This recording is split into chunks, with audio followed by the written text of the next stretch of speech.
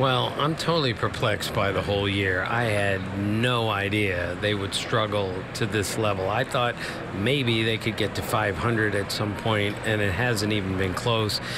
And it hurts so much around here because of the history and tradition of this team. Tom, this team went into July 32 games out of first place. In the decade of the 70s, the total decade, in years they didn't finish first, they finished a total of 31 games out of first place. And they were 32 out by July of this year. And that's what makes it so confounding, is how can a team that's had this history of winning can be losing this badly? How about the fact that when you look at the entire American League East now, I mean, the Yankees and Boston are so far superior in the games up column than the rest of the clubs. What's happening?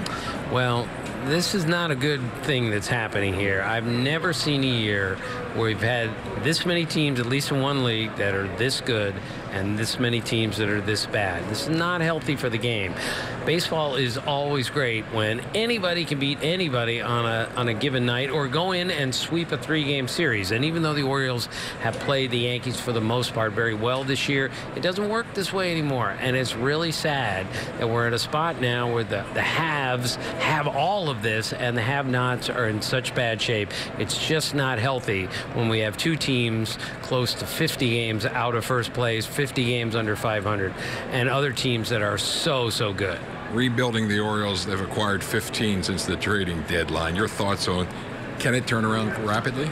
Well, I think it's going to take some time because, as you saw, the people they acquired, they're not exactly major league ready. So in most rebuilds, including the rebuild of the Cubs and the Astros, which is the template for all rebuilds, those took several years. The Astros were really bad for about 4 years, and the Cubs weren't much better. So I don't want to say the Orioles are going to be that bad, but a total rebuild takes several years. This is not going to turn around in 1 or 2 years.